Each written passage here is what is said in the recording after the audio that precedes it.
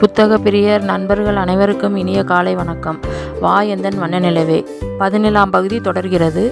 எழுதியவர் நித்யா பாலன், வாசிப்பவர் எம் வேதநாயகி. இப்போ கதைக்குள்ளே போகலாம். என் மனதில் தேங்கி வழிந்த அன்பையும் பாசத்தையும் எவ்வளவு முடியுமோ அவ்வளவு உன் மீது கொட்டினேன். அந்த நேரத்தில்தான் ஒரு சத்துரு எங்கள் வாழ்வில் நுழைந்தான். உன் அப்பாவின் மூளையையும் உழைப்பையும் அட்டைப்பூச்சியாய் உறிஞ்சி உண்ணும் பிஸ்னஸ் பார்ட்னர், நண்பன் என்று மற்றவர்களால் வர்ணிக்கப்பட்ட போதும் அவன் எங்களை பொறுத்த அளவு எங்கள் சந்தோஷத்தின் நிம்மதியின் யமன் என்று சொல்வது சரியாக பொருந்தும். விஸ்வா, ஒரு விஷயத்தை நினைவில் வைத்துக்கொள் விஸ்வா. என்னதான் நண்பனாயிருந்தாலும் ஒரு அந்நியனை கணவன் மனைவியின் அந்தரங்க வாழ்வு வரை அனுமதிப்பது பெரிய தவறு என்பதை நானும் உன் அப்பாவும் புரிந்து கொள்ளாமல் போனதுதான் இந்த நிலைக்கு காரணம். வந்தவன் ஸ்ரீராமனாய் அடுத்தவன் மனைவியின் நிழலை கண்டதும் ஒதுங்குபவனாய் இருப்பான் என்று எண்ணி ஏமாந்து போனோம். ஆனால் அவனோ ராவணனாய் பிறன் மனைவியை அடைய துடிக்கும் காமுகனாய் இருப்பான் என்று கனவில் கூட நினைக்கவில்லை. நம்பக்கூடாதவனின் மீது அளவு கடந்த நம்பிக்கை வைத்து நாங்கள் வாழ்ந்த அன்பான வாழ்க்கையை தொலைத்து விட்டோம். ஆரம்பத்தில் அவனை பற்றி தெரியாமல் போனாலும் ஒரு நாள் அவனே தன்னை வெளிப்படுத்திய போது நான் அதிர்ந்து போனேன் என்றுதான் சொல்ல வேண்டும். சீ, தூரப்போ நாயே என்று விரட்டி விட்டேன். ஆனால் என்னிடம் அடி வாங்கிய நாய் உன் அப்பாவின் மீது பாய ஆரம்பித்தது. உன் அப்பாவின் பின்னால் நின்று என்னை மிரட்டத் தொடங்கியது. உன் அப்பாவிடம் இது பற்றி சொல்ல முயன்று எத்தனையோ முறை நான் தோற்று போனேன். எங்கள் இருவர் நடுவில் எவ்வளவு பெரிய திரை விழுந்து இருந்தது. நான் சொல்ல வந்ததை காது கொடுத்து கேட்கும் நிலையில் அவரும் இல்லை. அன்பு கணவனிடம் என் பிரச்சனைகளை தயக்கமில்லாமல் சொல்லும் நிலையில் நானும் இல்லை. அதற்கு அவகாசமும் இல்லை. அன்று உன் அப்பா என் மௌனத்திற்கு காரணத்தை கேட்டிருந்தாலோ, நான் தயக்கமில்லாமல் சொல்லியிருந்தாலோ இப்படி ஒரு கடிதத்திற்கு அவசியமில்லாமல் போயிருக்குமோ என்னவோ. சரியாக வீட்டை விட்டு வெளியேறுவதற்கு ஓடிப்போனதற்கு ஒரு வாரத்திற்கு முன்பு அவன் தைரியமாகவே என்னிடம் வரம்பு மீறினான். அந்த நிமிடம் அறியாத வயதில் கண்களை கசக்கியபடி, நீ மட்டும் அம்மா என என்னை தேடி வரவில்லை என்றால் என் மானமும் உயிரும் அப்போதே பறிபோயிருக்கும். என்னை கடித்து குதிர காத்திருந்த மிருகம் முடியாமல் தயங்கி நின்றபோது உன் ரூபத்தில் தெய்வமே வந்தது போல் இருந்தது எனக்கு. அந்த தாக்கத்தின் அதிர்ச்சியும் பயமும் விலகிய போது என்னுள் சிறிதளவு தைரியம் உழைத்தது. அந்த தைரியத்தை எல்லாம் மொத்தமாய் திரட்டி அவர் மனைவியாய் இருக்கும் வரை உன் எண்ணம் ஒருபோதும் நிறைவேறாது என்றேன். வாசலை விட்டு வெளியேறியவன் திரும்பி நின்று என்னை முறைத்த ஓ, அப்படியா விஷயம்? நீ கிடைப்பாய் என்றால் அவனை இல்லாமல் ஆக்கவும் என்னால் முடியும் என்று கூறினான். அப்போது அவன் பார்வை தந்த பயம் இந்த நிமிடம் வரை எனக்குள் இருக்கிறது. நிச்சயமாக அவன் எதுவும் செய்யக்கூடியவன்தான். அப்படி அவன் செய்துவிட்டால் அவர் இல்லாமல் அதன் பிறகு என் நிலை? யோசித்து செய்வது அறியாமல் உன் அப்பாவிடம் சென்றேன். அன்றைய சூழ்நிலையில் எங்கள் இருவருக்குள்ளும் சுமூகமான சூழல் இல்லாமல் போயிருந்தது. பேச்சுவார்த்தையே இல்லாத நிலையில் நான் ஆரம்பிக்கும் முன்பாக அவரே பேசத் தொடங்கினார். நம் வாழ்க்கை திரும்பவும் ஆரம்பித்த இடத்திற்கே வரப்போகிறது சுலோச்சனா. சந்திரன் எல்லாவற்றையும் பிடுங்கிக் கொண்டு துரத்த முயலுகிறான் சுலோச்சனா. அப்படி ஒரு நிலை ஏற்பட்டால் என் உடலில் உயிர் தங்காது என்று கலங்கி போய் கூறினார். அந்த நிமிடம் என் விதியை எண்ணி அழுவதா சிரிப்பதா என்று கூட எனக்கு தெரியவில்லை. என் பதற்றத்தை சமாளித்தபடி, ஏன் அப்படி கூறுகிறீர்கள்? இருவரும் பார்ட்னர்ஸ் தானே, அப்படி எப்படி அவர் கூற முடியும் என்றே நடுங்கியபடி. அவன் மீது இருந்த அதீத நம்பிக்கையில் நான் நிறைய வெற்றி பேப்பர்களில் கையெழுத்திட்டு கொடுத்துள்ளேன் சுலோச்சனா. இப்போது அவனுக்கு திடீரென்று என்னவாயிற்று என்று தெரியவில்லை. முன்பெல்லாம் அவன் அப்படி கிடையாது. அவனுடைய போக்கே எனக்கு என்னவென்று புரியவில்லை என்று சிறுபிள்ளை போல் புலம்பிய போதுதான் எனக்கு தெரிந்தது. அவன் தெரிந்தே மிகச் சாதுரியமாக வலையை பின்ன தொடங்கி இருக்கிறான். தலைக்கு மேல் வெள்ளம் போக தொடங்கிவிட்டது. இனி ஒன்றும் செய்ய முடியாது. ஒரு வக்கிரம் பிடித்தவனிடம் சிக்கி எங்கள் வாழ்க்கை தெரிந்தே பறிபோகியும் எங்களால் ஒன்றும் செய்ய முடியவில்லை. எப்படி என்றாலும் உன் அப்பாவின் உயிர் கேள்விக்குறியாகி போனது. என் ஒருத்தியால் என் கணவரும் என் மகனும் கஷ்டப்பட வேண்டுமா என்று நினைத்துதான் நான் வீட்டை விட்டு வெளியேறினேன். அதுவும் வாழும் நோக்கத்தில் அல்ல, சாகும் எண்ணத்தில். ஆனால் அதை வீட்டிலேயே செய்யாமல் போனதுதான் என் தவறு. அந்த நேரத்தில் எனக்கு அதை எப்படி செய்வது என்று தெரியவில்லை. நிதானமாய் செயல்படும் நிலையிலும் நான் இல்லை. என் மரணம் வீட்டில் நிகழ்ந்தால் உங்கள் மனங்கள் பாதித்து விடுமோ என்று எண்ணியது என் கடைசி தவறு. நான் நினைத்ததற்கு எதிர்மறையாய் எல்லாம் நடந்துவிட்டது. என்னோடு வந்து நீ ஏன் சாக வேண்டும் என்று எண்ணினேன். எனக்கு பின் என் இழப்பிற்கு பின் உன் அப்பாவிற்கு ஒரு துணையாய் இருப்பா என்று எண்ணித்தான் வீட்டை விட்டு கிளம்பி தற்கொலைக்கு முயன்றேன். ஏரியில் குதித்த என்னை சில பேர் காப்பாற்றி மருத்துவமனையில் சேர்த்துள்ளனர்.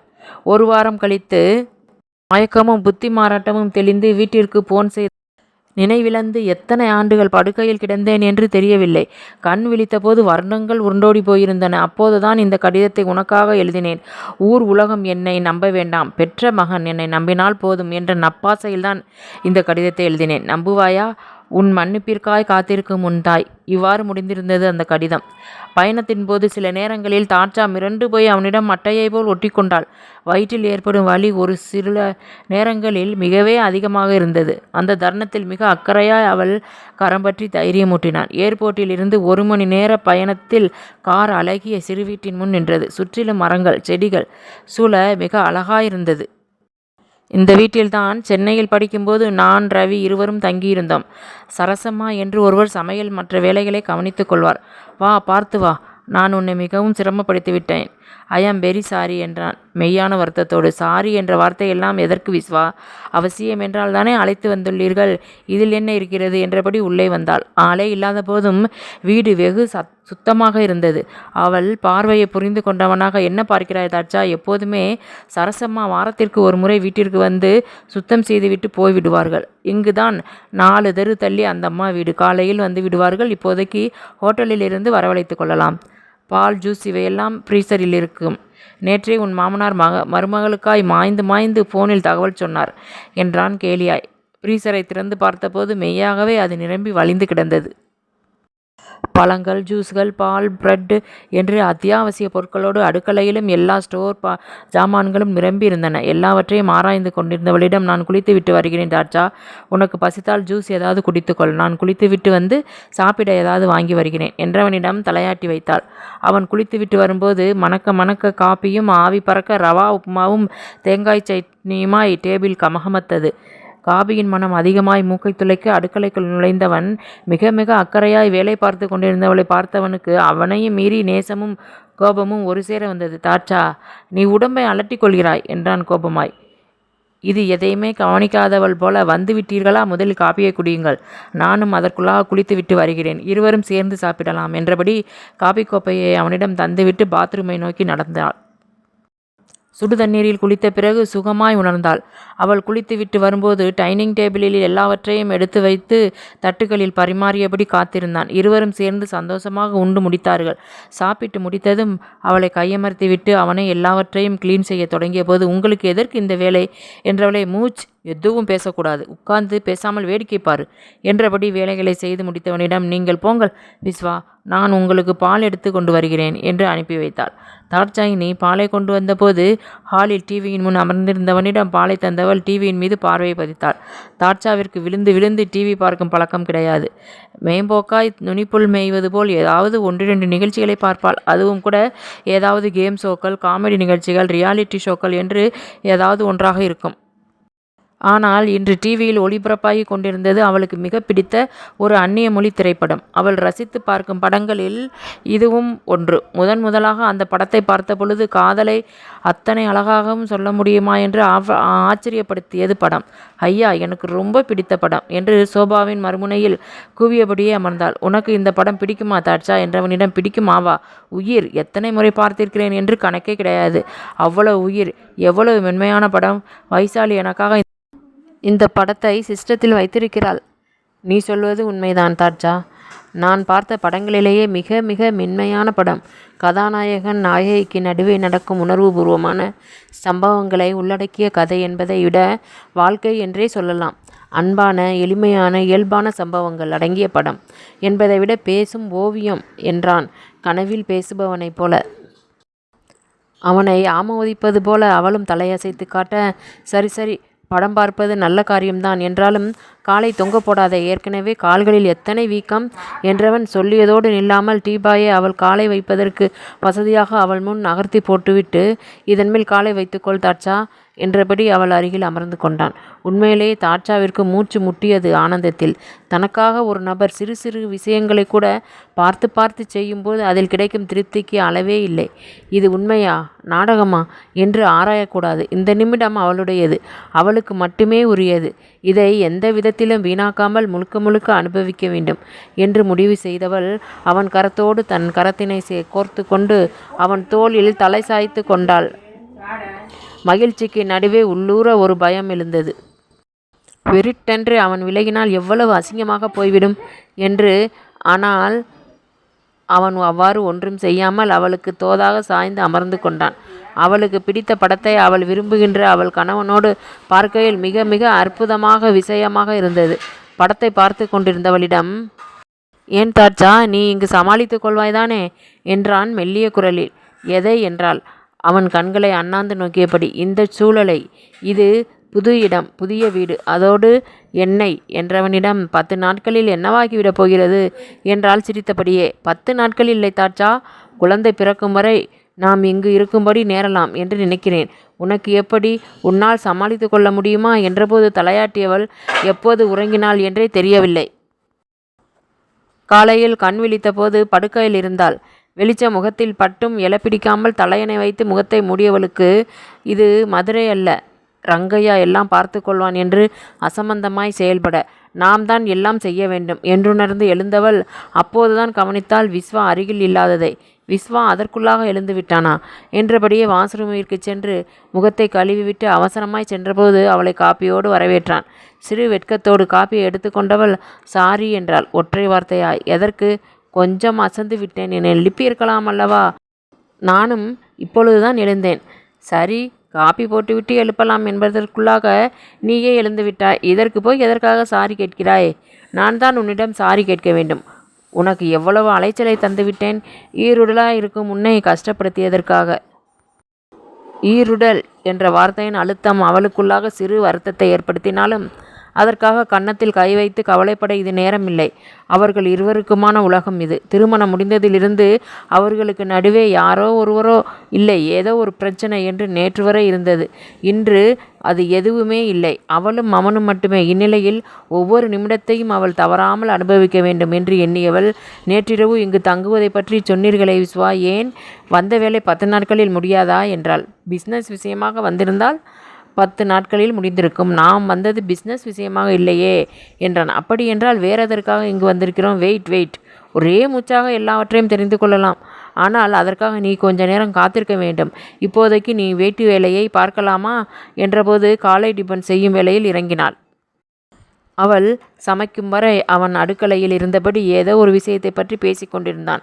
அதன் பிறகு இருவரும் குளித்து முடித்துவிட்டு உணவு அருந்தினார்கள். "சரி தாட்சா, அரை மணி நேரம் கழித்து ரெடியாகு. நமக்கு 2 மணிக்கு அப்பாயின்மெண்ட் இருக்கிறது. 11 மணிக்காவது கிளம்பினால்தான் சரியாக இருக்கும்" என்றவனிடம் எங்கு என்று கேட்க நினைத்து அந்த கேள்வியை ஒத்தி வைத்தாள். ஒருவேளை அவனிடம் கேட்டு கிணறு வெட்ட பூதம் கிளம்பியது போல அவன் ஏருக்கு மாறாக ஏதாவது சொன்னால் எதற்கு வம்பு என்று அமைதியாக இருந்துவிட்டாள். அவன் சொன்னது போலவே கிளம்பி தயாராக இருந்தவள் அவனுடன் சென்ற இடம் ஒரு பெரிய ஹாஸ்பிட்டல். "என்ன விஸ்வா, ஹாஸ்பிட்டலுக்கு கூட்டி வந்துள்ளீர்கள்? ஆபீஸ் விஷயம் என்று நினைத்தேன்." "ஆபீஸ் விஷயம் என்றால் என்ன கேட்க வருகிறாய்?" "மீட்டிங் என்று நினைத்தேன்." "இங்கு மீட்டிங் தான். உனக்கும் டாக்டருக்கும். பிஸ்னஸ் விஷயமாய் அல்ல, உன் உடல் விஷயமாய். உனக்காக தான் இங்கு வந்தது. டாக்டர் ஆண்டி தான் இங்கு வர சொன்னது." "என்ன அப்படி பார்க்கிறாய் தாட்சா? இதை நேரடியாக வீட்டில் சொன்னால் என்னமோ ஏதோ என்று பயந்து விடுவார்கள் என்றவனை முடிக்க விடாமல் இடையில் புகுந்து, "பயப்படும் விதமாக இதில் என்ன இருக்கிறது விஸ்வா? கேரிங்காக இருக்கும்போது செக்கப் செய்வது மிக மிக இயல்பான விஷயம்தானே?" "அது சரிதான் தாட்சா, ஆனால் மதுரையில் இல்லாத ஹாஸ்பிட்டலா? திடீரென்று சென்னைக்கு வந்து இவ்வளவு பெரிய ஹாஸ்பிட்டலில் செக்கப் செய்ய என்ன அவசியம் என்று கேட்க மாட்டார்களா?" "என் புத்திசாலி பெண்டாட்டியே, ஒரு டாக்டருக்கு பதிலாக 2 டாக்டரிடம் கன்சல்டிங் செய்வதில் பயப்படும் விதமாக ஒன்றுமே இல்லை விஸ்வா. இதுவும் மிக மிக நார்மலான விஷயம்தானே" என்றால் சமாதானமாய். "எல்லோரும் அப்படித்தான். ஆனால் உன் விஷயம் அப்படியில்லை தாட்சா. ஒன்றிற்கு பதிலாக 2 கருக்கள், அதுவும் கருப்பையின் வெளிப்பகுதியில். ஒவ்வொரு நாளும் எத்தனை ரிஸ்க். கர்ப்பமாய் இருக்கும் ஒரு பெண் ஒரு முறைதான் வேதனைப்படுவாள். ஆனால் நீ தினமும் செத்து தானே பிழைக்கிறாய். உன்னுடைய ஒவ்வொரு அடியும் எத்தனை கவனமாய் இருக்க வேண்டும். இதையெல்லாம் எதற்காக என்னிடம் மறைத்தாய் தாட்சா? பிள்ளையை காட்டி அனுதாபம் சம்பாதிக்கின்றாய் என்று நான் பேசுவேன் என்றுதானே?" அவன் மூச்சு விடாமல் பேசிய போது விக்கித்து போனாள். "உங்களுக்கு எப்படி? வசுமதி ஆண்டி தான் சொன்னார்கள். பூனை கண்ணை மூடிக்கொண்டால் பூலோகம் இருண்டு விடுமா? நீ சொல்லாமல் மறைத்தால் எனக்கு தெரியாமலேயே போய்விடுமா தாட்சா? எனிஹவ், நீ சொல்லாமல் மறைத்ததிலும் நியாயம் இருக்கிறது தாட்சா. அன்றைய சூழ்நிலையில் நீ சொல்லியிருந்தால் கூட நீ பயந்தது போலத்தான் யோசித்திருப்பேனோ என்னவோ. எல்லாம் நன்மைக்கே, பார்த்து இறங்கு" என்றவன் டாக்டரிடம் அழைத்துச் சென்றான். ஏசியின் குளிர் அவளுக்கு பழகி போயிருந்ததும் அத்தகைய சூழ்நிலையில் கொஞ்சம் நடுக்கத்தை தந்தது. இது நாள் வரை அவள் நினைத்தது போல் சாதாரணம் அல்ல போல. இத்தனை பெரிய ஹாஸ்பிட்டலுக்கு ஆண்டியை ரெக்கமெண்ட் செய்திருக்கிறார் என்றால் கொஞ்சம் கடினம்தானோ? நாம் தான் இது நாள் வரை இந்த விஷயத்தில் கொஞ்சம் அசட்டையாக இருந்து விட்டோமோ? முதன்முறையாக நெஞ்சுக்குள் திகில் பரவியது. அவளை தலைமுதல் கால் வரை டெஸ்ட் செய்தார்கள். பின் அவளை வெளியே இருக்கும்படி கூறினார்கள். அவள் கொஞ்ச நேரம் தயங்கவே, கவலைப்படும் விதமாய் ஒன்றும் இல்லையம்மா, கவலைப்படாமல் வெளியில் காத்திரு, ஜஸ்ட் ஃபார்மலான விஷயங்கள் தான், 5 நிமிடங்களில் விஸ்வாவை அனுப்பிவிடுகிறேன் என்று டாக்டர் சிரித்த முகத்தோடு கூற தலையாட்டலோடு வெளியேறினாள். தாட்சா செல்வதே பார்த்து கொண்டிருந்தவன் டாக்டரிடம் திரும்பி, எனிதிங் சீரியஸ் டாக்டர் என்றான். உண்மையிலே சீரியஸ் தான் மிஸ்டர் விஸ்வா. உங்களை பயப்படுத்துவதற்காக சொல்லவில்லை. முதலிலேயே தெரிய வரும்போது நீங்கள் எச்சரிக்கையாக இருப்பீர்கள் அல்லவா? உங்கள் மனைவியோட கர்ப்பப்பை ரொம்ப வீக்காக இருக்குது. அதுவும் அதன் திறந்த நிலையில் 2 கருக்கள் என்பது ரொம்பவே சிரமமான விஷயம். அபார்ட் பண்ணியிருக்கணும். பரவாயில்லை, எல்லாம் நல்லபடியாக நடக்கும் என்று நம்புவோம். இதில் சந்தோஷமான விஷயங்கள் என்னவென்றால் குழந்தைகள் நல்லா வளர்ச்சி அடைஞ்சிருக்கு. பரவாயில்லை, நமக்கும் மேல் ஒரு சக்தி இருக்கிறது, அதை நம்பலாம் என்றார் சமாதானமாய். தாட்சாவும் விஸ்வாவும் சென்னைக்கு வந்து 2 மாதங்கள் ஆகிவிட்டன என்றால் அவளால் நம்ப முடியவில்லை. ஒவ்வொரு நாளும் அத்தனை சந்தோஷமாய் நகர்ந்தது. அவளுக்கு விஸ்வா இந்தளவிற்கு தன் மீது பாசம் காட்டுவானா என்று ஒவ்வொரு நிமிடமும் சந்தேகப்பட்டு உறுதியளித்து கொண்டாள். மூச்சு முட்டும் அளவிற்கு அவளை பாசத்தில் திளைக்க வைத்தான். அவளை ஒரு நிமிடம் கூட தனியே விடாமல் பொத்தி பொத்தி பாதுகாத்தான். அவன் இல்லாத நேரங்களில் சரசம்மா துணைக்கு இருப்பார்கள். தாட்சாவின் அம்மா ஏக்கம் அவர்களால் குறைந்தே போனது. விஸ்வா வந்தவுடன் சென்று விடுவார் சரசம்மா. 1 மணி நேரத்திற்கு ஒரு முறை ஏதாவது ஆகாரம் அல்லது ஜூஸ் கொடுப்பது, தவறாமல் மருந்துகள் கொடுப்பது என்று கண்ணும் கருத்துமாய் பார்த்து கொண்டாள் அந்த விசுவாசமான வேலைக்காரி. டாக்டர் உங்களிடம் தனியாக என்ன சொன்னார்கள்? ஹாஸ்பிட்டலை விட்டு வெளியே வரும்போது கேட்டவளிடம் பயப்படும்படி ஒன்றுமில்லை, ஆனால் குழந்தை பிறக்கும் வரை கவனமாக இருக்க வேண்டும் என்று கூறினார்கள் என்று பொதுப்படையாக கூறியவன் மற்றவற்றை மறைத்து விட்டான். அன்று மத்தியான நேரம் மாலைதான் வருவேன் என்று கூறி விஸ்வா காலையிலேயே வெளியில் சென்று விட்டான்.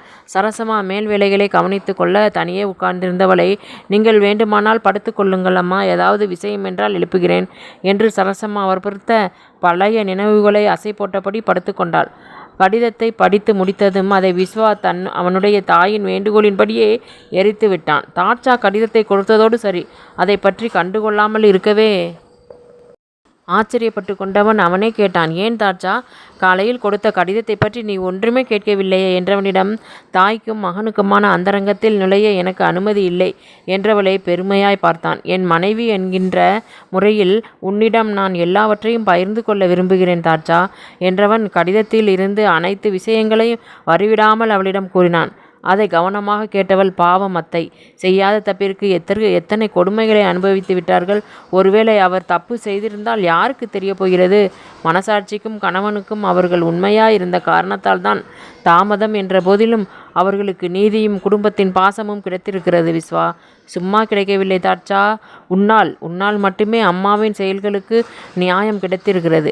இதை நானோ அப்பாவோ முன்பே செய்திருந்தால் எத்தனை நலமாயிருந்திருக்கும். கதையே மாறிவிட்டிருக்கும் விஸ்வா. தாட்சா என்றொருத்தி உங்கள் வாழ்வில் வந்திருக்கவே மாட்டாள். நீலிமாவோடு உங்கள் வாழ்வு பிணைக்கப்பட்டிருக்கும். எல்லாம் தலைகீழாய் இருக்கும். இருவரும் இப்படி நடித்து கொண்டிருக்க வேண்டிய அவசியம் இருக்காது என்று யோசித்து கொண்டிருந்தவளை உலுக்கி, என்னாச்சு தாட்சா, நான் பாட்டிற்கு பேசி கொண்டிருக்கிறேன், நீ சிலை போல் நிற்கிறாய் என்று கேட்க, அம்மாவை பற்றி யோசித்து கொண்டிருந்தேன் விஸ்வா. அதான். ஆமாம், ஒரு விஷயம் விஸ்வா, மாமாவின் அந்த பார்ட்னர் எப்படி இருக்கிறார் என்று பேச்சை திருப்ப, அவர் இல்லை தாட்சா, அம்மாவை இத்தனை பாடுபடுத்தி அவரை நிம்மதியாக இருக்க விடாமல் அவரின் வாழ்க்கையை கெடுத்து அவர் அம்மா வீட்டை விட்டு சென்ற பிறகும் கூட அந்த வக்கிரம் குறையாமல் மறைமுகமாய் நாடகம் நடத்தி அம்மாவின் நடத்தைக்கு களங்கம் கற்பித்த அவர் வெகு நாட்கள் இருக்கவில்லை. அம்மா வீட்டை விட்டு வெளியேறிய சில நாட்களிலேயே குடும்பத்தோடு சுற்றுலா சென்றவர்கள் ஒருத்தர் கூட மீதமில்லாமல் ஒரு விபத்துக்குள்ளாக்கி பலியாகி போனார்கள். அவரின் பார்ட்னர் என்ற முறையில் அப்பாவுக்கு அவர் எதிர்பார்த்ததை விட அதிகமாகவே பங்குகள் வந்தன. அம்மாவின் ஒழுக்கத்திற்கு இதைவிட உதாரணம் வேண்டுமா தாட்சா? ஒரு நல்ல குடும்ப பெண்ணின் ஆசைகளை கனவுகளை தகர்த்து ஒரு தாயின் ஏக்கங்களுக்கு காரணமானவனை காலமே தண்டித்து விட்டது தாட்சா. மகாபாரதத்தில் ஆனானப்பட்ட பீஷ்மரே சிகண்டியின் சாபத்தால் அம்பு படுக்கையில் சரிந்தார். இந்த சந்திரன் எம்மாத்திரம் தாட்சா. எவனிடம் போராடிய சாவித்திரி, சூரியனை சபித்த நலாயினி, மதுரையை எரித்த கண்ணகி என்று படிக்கும்போது இவை எல்லாம் உண்மையா என்று ஆச்சரியப்பட்டதுண்டு. ஆனால் என் அம்மாவை வாழவிடாமல் சீரழித்தவன் வம்சமே இல்லாமல் வேறற்று போன பின்பு இதையெல்லாம் நம்பாமல் இருக்க முடியவில்லை. பிறர்மனை நுகர்பவன் எத்தனை பெரியவனாயிருந்தாலும் அவன் துரும்ப விட மோசமாகி போவான் விஸ்வா. இப்பொழுதும் சொல்கிறேன் விஸ்வா, ஒரு நல்ல மனைவி, நல்ல மகள், நல்ல சகோதரி கூட நிலைமை தவறலாம். ஆனால் ஒரு நல்ல தாய் என்றுமே தன்னிலை தவறமாட்டாள் என்றபோது கண்ணீரோடு ஒப்புக்கொண்டான். அதன்பின் எப்போதும் போலவே நாட்கள் நகர்ந்தன. இப்பொழுதெல்லாம் அவளுக்கு தேவையில்லாமல் எந்த கவலைகளும் தோன்றுவதில்லை. அவள் எதிர்காலத்தையே மறந்து போயிருந்தாள். முன்பு தான் படித்த படிப்பை வீணாக்காமல் வீட்டில் இருந்தபடியே உபயோகிக்கும் விதமாய் விஸ்வா ஏற்பாடு செய்திருந்தான். கம்ப்யூட்டரில் அவள் உருவாக்கும் டிசைன்கள் அவனுடைய ஃபேக்டரியின் துணிகளை அலங்கரித்து வண்ணமயமாக்கியது. விஸ்வாவிற்கு மிக மிக ஆச்சரியமாகவும் அதிசயமாகவும் தெரிந்தாள் அவள். ஒரு பெண்ணிடம் சகல குணங்களும் ஒருங்கே இருக்குமா என்ன?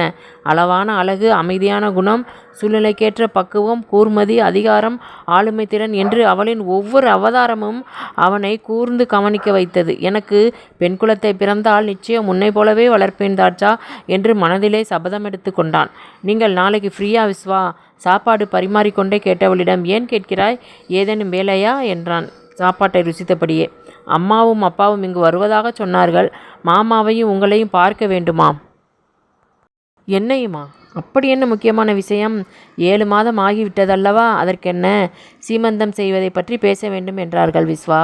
மாமா தான் நாளை நேரில் பேசிக்கொள்ளலாம் என்றார். ரொம்ப சந்தோஷமாக இருக்கிறாய் போல் தெரிகிறது என்றான் கண்களை சுருக்கி அவள் முகத்தை ஆராய்ந்து பார்த்தபடி. சந்தோஷமாகத்தான் இருக்கிறேன். உங்களுக்கு இனிமேல் நடிக்க வேண்டிய அவசியம் இருக்காதே என்றாள் வற்றிய சிரிப்போடு. தாட்சா சொல்லி கொண்டிருக்கும் போதே அவன் சாப்பாடு போதுமென எழுந்து விட்டான். ஐயோ, என்ன இது பாதி சாப்பாட்டில்? இல்லை தாட்சா, நேரம் ஆகிவிட்டது. மாமாவும் அத்தையும் நாளைக்கு எப்போது வருகிறார்கள் என்று கேட்டு சொல் என்றவன், இல்லை, நானே மாமாவிடம் கேட்டுக்கொள்கிறேன் என்றவன் அவசரமாய் வெளியேறினான். சம்பந்தியம்மா தவறி 30 முடிஞ்சாச்சு. இன்னும் 4 நாட்களில் மாதம் பிறக்கப் போகிறது. அதற்குள் வீட்டளவில் எளிமையாக செய்திடலாம். நான் இப்படி பேசுறதுக்கு தப்பாக எடுத்துக்காதீங்க சம்பந்தி. கீர்த்திராஜன் தயங்கி பேச, நீங்கள் பேசுவதை தவறாக நினைக்க என்ன இருக்கிறது சம்பந்தி? என் மருமகள் பேர குழந்தைக்கு நல்லது நடக்க செய்ய வேண்டியதை பற்றி நீங்கள் சொல்கிறீர்கள். இறந்தவர்களை நினைத்து கொண்டு சாப்பிடாமல் தூங்காமலா இருக்கின்றோம்? கெட்டது நடந்த வீட்டில் ஒரு நல்லது செய்வது உத்தமம். என்ன பெரியதாக செய்ய முடியாது? அது மட்டும்தான் குறை என்றார் மெய்யான வருத்தத்தோடு, பெருந்தன்மையாய். சரி சம்பந்தி, அப்போ புதன்கிழமை நாள் நல்லா இருக்கு, அன்னைக்கே சீமந்தம் செஞ்சு கூட்டிகிட்டு போகிறோம் என்றொருக்க, சரிங்க, சந்தோஷம் என்றவர் மகனிடம் திரும்பி, என்ன விஸ்வா, சரிதானே என்று கேட்டார். சரிதானப்பா, ஆனால் நம்ம டெக்ஸ்டைல்ஸோட எம்டிங்கிற முறையில் தாட்சாவை பிஸ்னஸ் மீட்டிங்கிற்கு சென்னைக்கு வர சொல்லியிருக்காங்க. என்ன விஸ்வா, தாட்சா இருக்கும் நிலையில் அத்தனை தூரம்? அப்பா, இதையெல்லாம் ஒரு காரணமாக சொல்ல முடியாதுப்பா. அப்படியென்றால் சீமந்தம் செய்ய முடியாதா மாப்பிள்ளை? கீர்த்தி குழப்பமாய் கேட்டார். சீமந்தம் எல்லாம் பேசா செய்யலாம் மாமா. உடனே வீட்டிற்கு அழைத்து செல்ல முடியாது மாமா. சென்னைக்கு போயிட்டு வந்த பிறகு கூட்டி செல்லுங்கள் மாமா. ஒரு சில நாட்கள் தானே. அப்போ சரி மாப்பிள்ளை, 2-3 நாட்களில் என்னவாகிவிடப் போகிறது என்றவர் தனக்கு தானே சமாதானம் சொல்லி கொண்டபடி கிளம்பினார்கள்.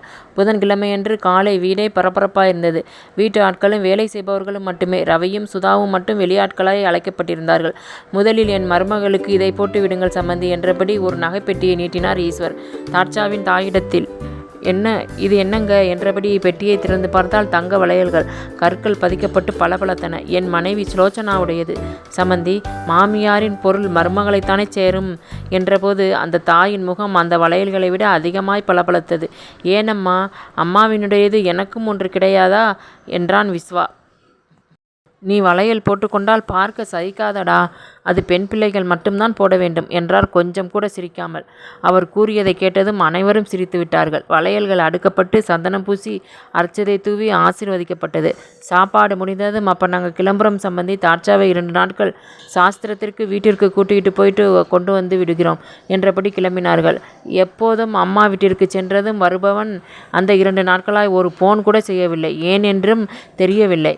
எதற்கு செய்ய வேண்டும்? தான் கேட்டுக்கொண்டதற்காக தன் மீது மனமிறங்கி பாசம் காட்டியவன் அதைத் தொடர்ந்து செய்து கொண்டே தான் இருக்க வேண்டுமென்று என்ன அவசியம் என்று ஒருபுறம் மனதை தேற்றிக்கொண்டாலும் மறுபுறம் அவன் இல்லாமல் 2 நாட்களிலேயே வாழ்க்கை சூனியமாய் இருப்பதை போல் உணர்ந்தாள். எப்போதோடா இந்த 2 நாட்கள் முடியும் என்றிருந்தது. மாலையில் வீட்டிற்கு சென்றபோது அவன் இன்னும் அலுவல் முடிந்து வந்திருக்கவில்லை. இரவு வெகு நேரம் கழித்தே கார் உள்ளே நுழைந்த சத்தம் கேட்டது. வீட்டிற்குள் நுழைந்தவன் எதிரே நின்றிருந்த ரங்கையாவிடம், சாப்பாடு வேண்டாம் ரங்கா, பால் மட்டும் கொண்டு வந்து அறையில் வைத்துவிடு என்று அறைக்குள் நுழைந்தான். எப்போதும் போல் இரவு குளியலுக்காய் வாஷ்ரூமிற்குள் நுழைந்தவன் அவள் வரவை அறியவில்லை. அவனுக்காக பால் கொண்டு வந்து சென்றவனை, நீங்கள் போங்க ரங்கையா, நான் பார்த்து கொள்கிறேன் என்று அனுப்பி வைத்தவள் பால் டம்ளரோடு அறைக்குள் நுழைந்தாள். அவன் இன்னும் குளித்துவிட்டு வராததால் பாலை டேபிள் மீது வைத்துவிட்டு திரும்பவும் தலையை துவட்டியபடி வந்தவன் அவளை கவனிக்காமல் மோதவும் சரியாக இருந்தது. விஸ்வா இடித்ததால் தடுமாறி விழப்போனவளை கீழே விழாதபடி ஏய் பார்த்து என்று கூவியபடியே தோளை பற்றி நிறுத்தினான். அவனது கண்கள் அவள் முகத்தை பார்த்ததும் அகலமாய் விரிந்தன. மகா கணம் பொருந்திய திருமதி தாட்சாயினி அவர்கள் எப்போது அடியேனின் இல்லத்திற்கு வருகை புரிந்தார்கள் என்றான் குழப்பமாய். ஏற்கனவே அவனை பார்த்ததும் அவளுக்குள் ஒரு சந்தோஷம் பரவத் தொடங்கியிருந்தது. அதோடு அவனது பேச்சிலும் கண்களிலும் தெரிந்த குறும்பு அவளை மீண்டும் தொற்றிக் கொண்டது. அடியேனின் இல்லமா என்றால் கேலியாய். ஆமாம், சட்டப்படி எனக்கும் பாதி பங்கு இருக்கும்போது பிரித்து பேசினால் எப்படி என்றவளிடம், சாரிமா தெரியாமல் சொல்லிவிட்டேன், வேண்டுமானால் நாளையே பத்திரம் போட்டு விடலாம், ஓகேயா என்று கேட்க, ஓகே டன் என்று அவள் சிரிக்க அவளுடன் அவனும் சேர்ந்து சிரித்தான். எப்போது வந்தாய்? சாயங்காலமே வந்துவிட்டேன். சாயங்காலமே வந்தவள் ஒரு ஃபோன் செய்திருக்கலாமே, கொஞ்சம் சீக்கிரம் வந்திருப்பேன். என்னை கேட்பவர் 2 நாட்களாய் ஒரு ஃபோன் கூட செய்யவில்லையே, ஏனாம்? யார் சொன்னது ஃபோன் செய்யவில்லை என்று? என் மாமியாரிடம் கேள் எத்தனை ஃபோன் செய்தேன் என்று. எப்போது பார்த்தாலும் தாட்சா தூங்குகிறாள், குளிக்கிறாள், சாப்பிடுகிறாள், வெளியில் நடைபயிற்சி செய்ய சென்றுள்ளாள் என்று ஏதாவது ஒரு பதில். நான் மட்டும் வெட்டியாக இருப்பது போல் எனக்கே தோன்ற ஆரம்பித்து விட்டது என்றால் பார்த்துக்கொள். அம்மா என்னிடம் ஒரு வார்த்தை கூட சொல்லவில்லையே, அவர்களும் வெறுத்து போய் மறந்திருப்பார்கள் என்றவனிடம், விஸ்வா பால் ஆறிவிடப் போகிறது என்றால் மெல்லிய குரலில். அப்பொழுதுதான் கவனித்தான் கீழே விழாதபடி அவளை பற்றியிருந்த கரங்களை விலக்காததை. அவள் முகத்தை மீண்டும் ஆள நோக்கி விட்டு சிரித்தான். அந்த பார்வையிலும் சிரிப்பிலும் அவளது இயக்கங்கள் அனைத்தும் போன இடம் தெரியாமல் மறைந்தன. மருத்துவமனையை விட்டு வெளியே வரும்போது தான் அந்த சம்பவம் நிகழ்ந்தது. எதிரில் வந்த பெண்ணை அடையாளம் கண்டு நிதானிப்பதற்குள்ளாக கார் அவள் மீது சிறு மோதலை செய்திருந்தது. காரை பிரேக் போட்டு நிறுத்திவிட்டு இறங்கி வருவதற்குள்ளாக கூட்டம் சேர்ந்திருந்தது. அவளோ தன்னை சுற்றி என்ன நடக்கிறது என்று அறியாத வண்ணம் மயங்கி கிடந்தாள். அவசரமாக ஸ்ட்ரெச்சரை வரவழைத்து ஹாஸ்பிட்டலுக்குள் கொண்டு சென்றார்கள். தாட்சாவிற்கு சென்னைக்கு வந்த 2 மாதங்களுக்குள் எந்த அளவுக்கு சொர்க்கமாய் ஒவ்வொரு நாளும் பல சுவையான நினைவுகளோடு நகர்ந்ததோ அதற்கு மாறா இந்த 15 நாட்களும் நத்தையாய் மிக பாரத்தோடு கவலையாய் நகர்ந்து கொண்டிருந்தது. வலிகளும் வேதனைகளும் மிக அதிகமாகவே அவளை அளித்தன. அது எந்த அளவுக்கு என்றால், குழந்தைகளை பெறப்போகும் நிகழ்வில் உயிர் பிழைக்கும் ஆசையே அவளுக்கு அற்று போனது என்று சொன்னால் மிகையாகாது. ஊன் உறக்கம் எதுவும் இன்றி கண்களில் மட்டுமல்ல கன்னங்களிலும் லேசாக குழி விழுந்தது போல் அவளுக்கு தெரிந்தது. அத்தையும் சாவின் விளிம்பில் இப்படித்தானே இருந்தார்கள். அப்படியென்றால் அவர் மனதின் எத்தனை வேதனைகள் மண்டி கிடந்திருக்கும். அதனால்தான் அவளும் வாழ்வதற்கான ஆசைகளை இப்படித்தான் தொலைத்திருப்பார்களோ. இப்படியெல்லாம் தலைகீழாய் மாறிவிடும் என்று அவள் ஹாஸ்பிட்டலுக்குள் சென்று திரும்பிய அந்த நிமிடம் வரை நினைக்கவில்லை. விபத்தில் சிக்கி கொண்ட பெண்ணை ஆராய்ந்த நர்ஸ், பேஷண்டின் பெயர் என்ன என்றாள். எங்களுக்கு தெரியாது என்று தாட்சா சொல்லி முடிக்கும் முன்னரே விஸ்வா அவளை இடைமறித்து, பேஷண்டோட பேரு நீலிமா, வயது 24, நம்பர் 3 6th அவென்யூ, திருவல்லிக்கேணி என்றான் மூச்சு விடாமல். தாட்சாவின் செவிகளில் அந்த பெயரை தவிர வேறெதுவும் விழவில்லை. அடி வாங்கிய குழந்தையை போல் அவள் முகம் இருந்தது. நீலிமாவா? இவளா? மயங்கி கிடத்தவளை தலைமுதல் கால்வரை ஆராய்ந்தாள். அப்படி ஒரு நிறம், அப்படி ஒரு அழகு, பெண்களை பொறாமைப்படும் அளவிற்கு அத்தனை ஒரு யௌவனம் அவளிடம் இருந்தது. அடிபட்டு பேச்சு மூச்சு இல்லாமல் ஆழ்ந்த மயக்கத்தில் இருக்கும் நிலையிலேயே இத்தனை வனப்பு என்றால், விஸ்வா அவளை உருகி காதலித்ததில் எந்த ஒரு தவறும் இல்லை. இப்படி ஒருத்தியை காதலிக்காமல் இருந்தால்தான் ஆச்சரியப்பட வேண்டும். விஸ்வா நீலிமா என்று உருகியதற்கு காரணம் இல்லாமல் இல்லை. இப்படியொருத்தியை காதலித்து மனம் புரியும் ஆசையில் இருந்தவன் தன்னை பாராமுகமாய் இருந்ததில் யோசித்து பார்க்க ஒன்றுமே இல்லை. நடிப்புக்காக வெனினும் தன்னை அவளின் இடத்தில் வைத்து பார்ப்பது அவனுக்கு எத்தனை கஷ்டத்தை தந்திருக்கும் என்று அப்போதுதான் தெரிந்தது. தாட்சாவிற்கும் துக்கத்திலும் பல்வேறு குழப்பங்களிலும் தலை சுற்ற ஆரம்பித்திருந்தது. ஒரு நாற்காலியை தேடி பிடித்து உட்கார்ந்தாள். கொஞ்ச நேரம் அங்கு நடந்தது எல்லாமே தெளிவாக தெரியாதபடி கண்கள் இரண்டும் இருட்டி கொண்டு வந்தன. அமைதியாக உட்கார்ந்து கவனித்தாள். அவளை உள்ளே கொண்டு போய் பரிசோதித்த டாக்டர் அவனை அழைத்து என்ன சொன்னார்கள் என்று தெரியவில்லை. இறுகிய முகத்தோடு அவளை கூட்டி வந்து வீட்டில் விட்டவன் ஒன்றுமே சொல்லாமல் மறுபடியும் காரை எடுத்துக்கொண்டு கிளம்பினான். அன்று எப்படி நடந்தானோ அதேபோல்தான் இந்த 15 நாட்களும் இருக்கின்றான். அவளை அந்த வீட்டின் ஜடப்பொருள் போல் நினைக்க தொடங்கி விட்டானா என்ன? ஒன்றுமே பேசவில்லை, ஒன்றும் கேட்பதில்லை. அவளை பார்த்ததும் இப்படி மாறிவிட்டான் என்றால் அவனிடத்தில் தன்னுடைய அன்பு சிறு மாற்றத்தை கூட ஏற்படுத்தவே இல்லை. விஸ்வா எப்படியோ, ஆனால் தன்னுடைய அன்பு பரிசுத்தமானது தானே. ஊனாகி உயிராகி என்று எல்லாமாகத்தானே அவள் இருந்தாள். அப்படி இருக்கையில் மனதின் சிறு மூலையில் கூடவா தானும் தன்னுடைய அன்பும் நிற்கவில்லை? நினைத்து நினைத்து அழுததில் தலையும் மனமும் இரும்பு குண்டாக கனத்தது. அவளையும் அவனையும் கவனித்த சரசம்மா தயங்கி தயங்கி தன் எஜமானியிடம் கேட்டாள், உங்களுக்குள் எதுவும் பிரச்சனையா கண்ணு? சின்னத்தம்பி முகத்திலும் சோபையில்லை, உன்முகமும் ஆடி கிடக்கிறதே என்றபோது தன்னை மீறி அழுகை வந்து விடாமல் இருக்க உதட்டை அழுந்த கடித்து கொண்டவள் சிரித்தபடி, அப்படியெல்லாம் ஒன்றுமில்லை சரசம்மா. அவருக்கு மிகவும் நெருக்கமானவர்கள் மருத்துவமனையில் உடலுக்கு முடியாமல் இருக்கிறார்கள். அந்த கவலை டென்ஷனில் அவர் கவலையில் இருக்கிறார் என்று எனக்கும் கவலை, அதனால்தான் என்று சமாளிக்க, யார் எப்படி வேண்டும் என்றாலும் கவலைப்பட்டு கொள்ளட்டும் கண்ணு, நீ நிறைமாத உடம்புக்காரி, நீ எதற்கும் அலட்டிக்கொள்ளாதே. நம் கையில் என்ன இருக்கிறது? எல்லாத்தையும் அந்த சாமி கிட்ட விட்டுட்டு நீ அக்கடான்னு இருகன்னு என்றால் ஆறுதலாய். இப்போதைய சூழ்நிலையில் அவளின் ஒரே ஆறுதல் துணை எல்லாமே அவள்தான். தாயின் ஸ்தானத்தில் இருந்து அவளை பராமரித்து நேரம் தவறாமல் ஏதோ ஒன்றை சாப்பிட வைத்து மருந்துகளை தந்து அவள் உயிரை காத்து வைத்திருப்பது அவள்தான். பகலில் சீக்கிரமாக காணாமல் போகிறவன் இரவு நேரங்களில் எப்போது வருகிறான் என்றே தெரியாமல் அவள் மாத்திரையின் அயற்சியில் தூங்கி விடுவாள். அவனிடம் ஏதாவது கேட்கலாமா என்று சில நேரங்கள் தோன்றும் எண்ணத்தை அப்படியே ஒதுக்கி வைத்து விடுவாள். அப்படியே கேட்டாலும் என்னவென்று கேட்பது? அப்படி அவள் கேட்டு அவன் முகத்தில் அடிப்பது போல் ஏதேனும் சொல்லிவிட்டால் அவளால் நிச்சயம் தாங்க முடியாது. சென்னைக்கு வந்ததிலிருந்து அவளை உருகி உருகி கவனித்தது அத்தனையும் அவள் கேட்டுக்கொண்டது போல் நடிப்பா? நிச்சயமாக கடவுளே வந்து சொல்லியிருந்தால் நம்பியிருக்க மாட்டாள். இடையில் இந்த 15 நாட்கள் மட்டும் வராமல் இருந்திருந்தால் எத்தனை அன்பாய் கவனித்தான். அவள் முகம் கொஞ்சம் சுணங்கும் முன் ஓடி வந்து விசாரிப்பானே, அவளுக்கு லேசாக தலை சுற்றும் முன் குடிக்க ஏதாவது கொண்டு வந்து தருவானே. அவளும் கூட பல சமயங்களில் ஆச்சரியப்பட்டிருக்கிறாள், விஸ்வாவிற்கு எப்படி தெரியும் என்று. அவள் நடப்பதை வைத்தே அவளின் வலியை கஷ்டங்களை எல்லாம் புரிந்து கொண்டது அனைத்தும் நடிப்பா? வயிற்றுப்பிள்ளைக்காரி கேட்டாள் என்றதற்காக செய்ததா? இவையெல்லாம் மற்றபடி ஒன்றுமே இல்லையா? அப்படியென்றால் பிரசவத்திற்கு பின் தன்னுடைய நிலைமை?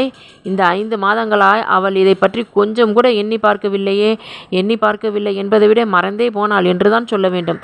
திருமணமான புதிதிலிருந்தே விஸ்வாவை பிரிவதே வாழ்வில் கஷ்டமான விஷயம். அதிலும் இந்த 5 மாதங்களாய் உள்ள விஸ்வாவை எப்படி பிரிவது, எப்படி மறப்பது? அப்பாவிடம், குறிப்பாக அம்மாவிடம் என்னவென்று சொல்வது?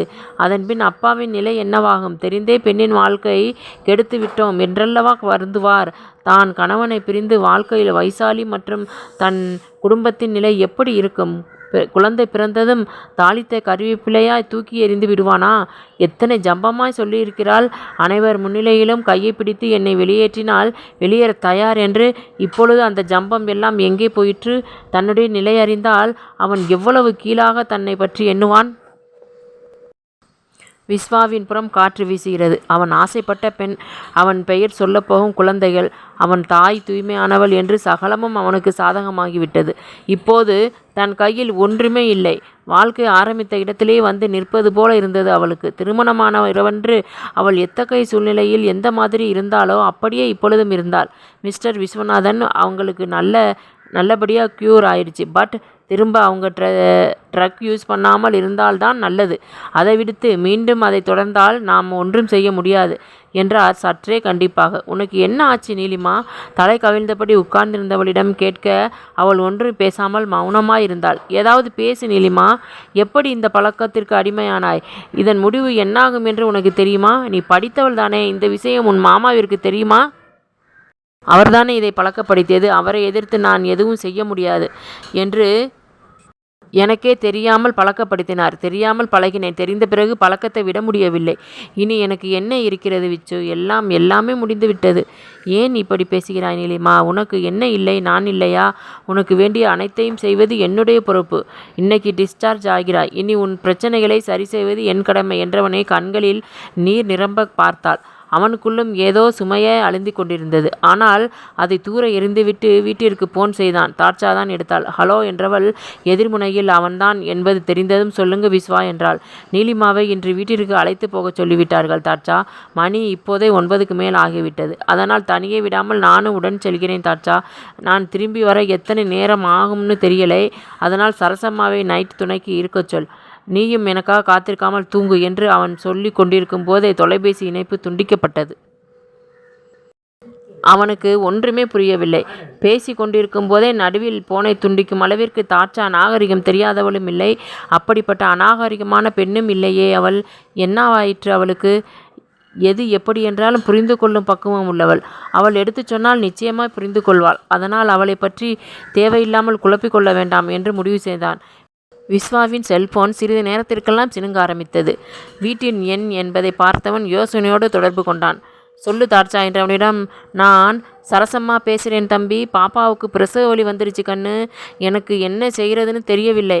அதான் கண்ணு உன்னை கூப்பிட்டேன். கொஞ்சம் சீக்கிரமாக வா கண்ணு என்றதும் இத்துடன் இந்த பகுதி நிறைவடைகிறது. அடுத்த பகுதியில் வண்ண நிலவை காணலாம். அது வரைக்கும் நீங்கள் சப்ஸ்கிரைப் பண்ணாமல் பார்த்துக்கிட்டு இருந்தீங்கன்னா இப்போ சப்ஸ்கிரைப் பண்ணி வச்சுக்கிறோங்க. ஏன்னா அடுத்து போடக்கூடிய இதனோட தொடர்ச்சி நான் இங்கே அப்லோட் பண்ணோன்னே உங்களுக்கு நோட்டிஃபிகேஷன் வரும். நீங்கள் சப்ஸ்கிரைப் பண்ணால் மட்டும்தான் நோட்டிஃபிகேஷன் வரும், இல்லைன்னா வராது. அதனால் நீங்கள் சப்ஸ்கிரைப் பண்ணி வச்சுக்கிறோங்க. ஓகேங்களா? அடுத்த பகுதியில் நம்ம சந்திக்கலாம்.